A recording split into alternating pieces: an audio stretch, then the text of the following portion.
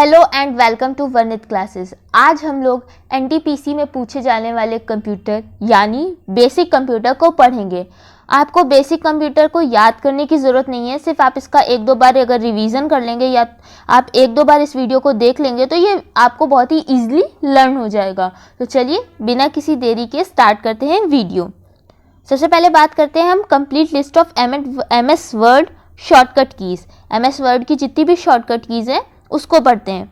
Control plus ए से होता है select all, control plus B से होता है बोल्ड, कंट्रोल प्लस सी से होता है कॉपी, कंट्रोल प्लस डी से होता है फॉन्ट, कंट्रोल प्लस ई से होता है centre, control plus F find, control plus G go to, control plus I italic, हमें कोई भी लेटर को इटैलिक करना हो तो हम सेलेक्ट करके कंट्रोल प्लस आई कर सकते हैं।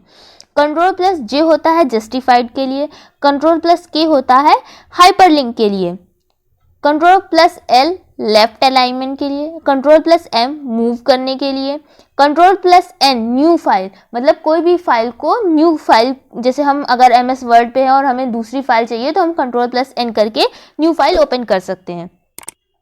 कंट्रोल प्लस ओ के लिए open file, control plus P print करने के लिए, कंट्रोल प्लस क्यू क्लोज करने के लिए, फाइल को क्लोज करने के लिए, कंट्रोल प्लस आर इससे डाटा रिलोड भी हो सकता है और राइट अलाइनमेंट भी हो सकता है, कंट्रोल प्लस एस सेव करने के लिए, कंट्रोल प्लस यू अंडरलाइन करने के लिए, कंट्रोल प्लस वी पेस्ट करने के लिए, यहाँ पे स्पेलिंग मिस्टेक है sorry, control plus x cut करने के लिए, कंट्रोल प्लस वाई रीडू करने के लिए, कंट्रोल प्लस जेड अंडू करने के लिए। ये सिंपल से शॉर्ट ट्रिक है जो आपके बहुत ही यूजफुल होंगी और आपके एग्जाम में भी पूछी जा सकती हैं।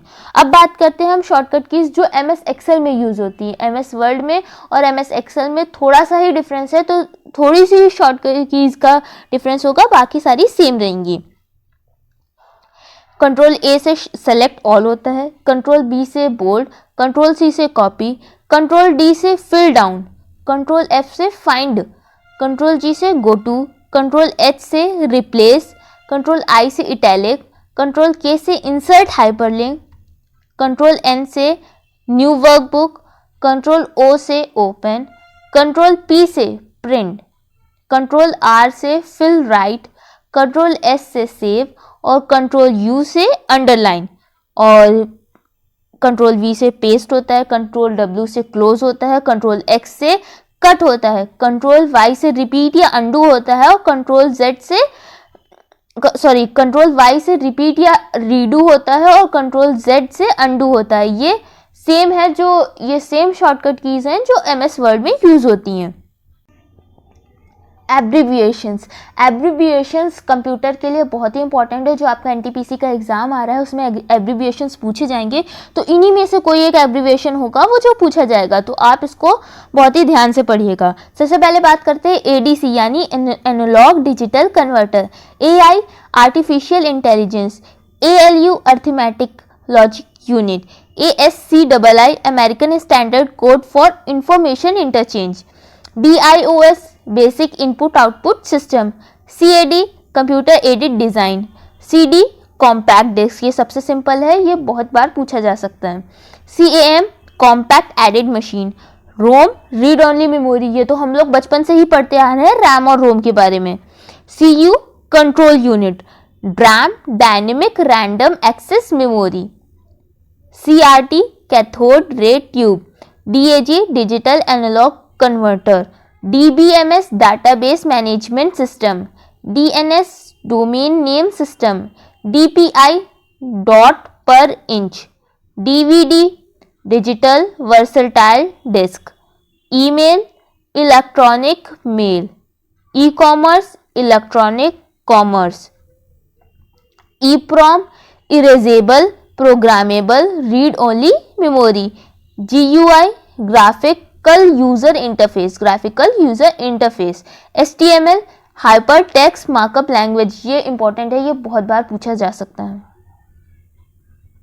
HTTP hyper text transfer protocol, HTML hyper text markup language, HTTP hyper text transfer protocol, IBM international business machine, KBPS kilobyte पर second, LAN, local area network. LCD, liquid crystal display.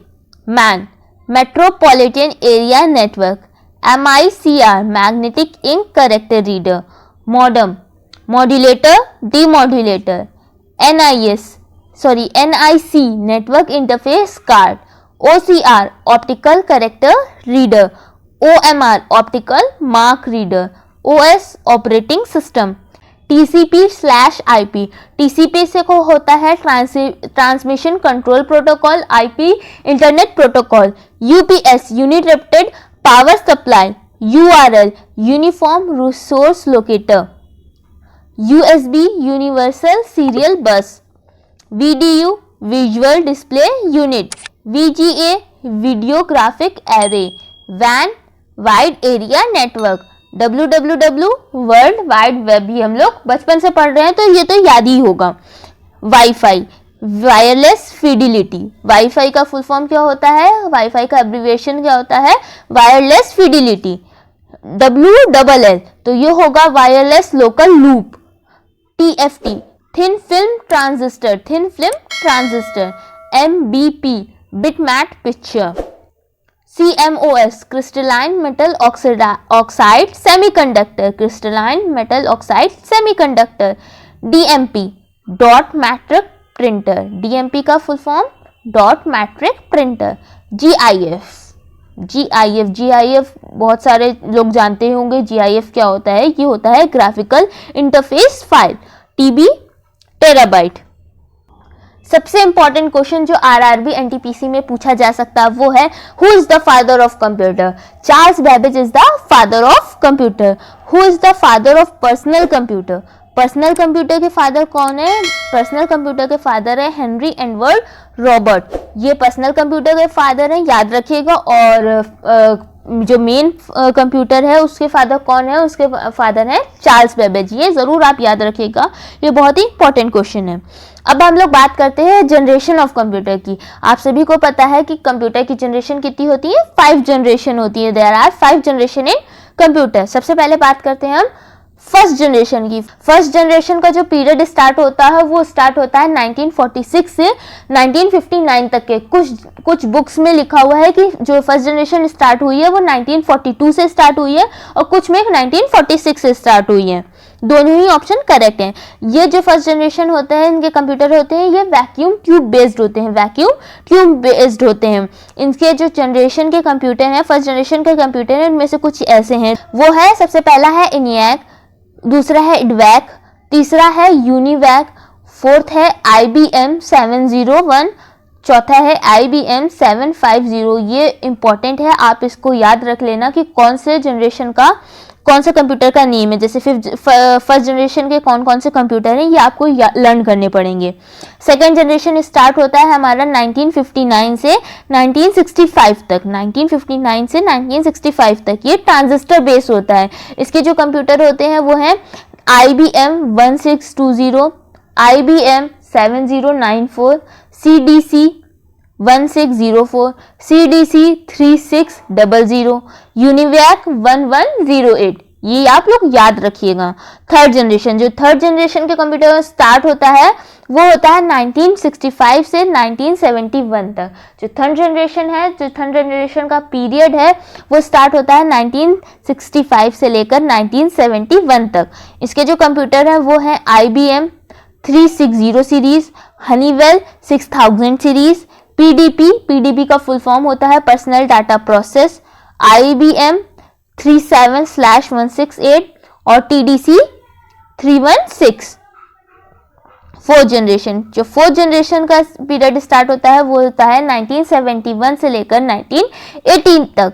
1971 से लेकर 1980 तक. फ्रेंड्स, आप इसके year याद रखिएगा कि fifth generation कब से स्टार्ट होती है, फर्स्ट जनरेशन कब से स्टार्ट होती है, फोर्थ जनरेशन कब से स्टार्ट होती है. ये ईयर बहुत ही इंपॉर्टेंट है.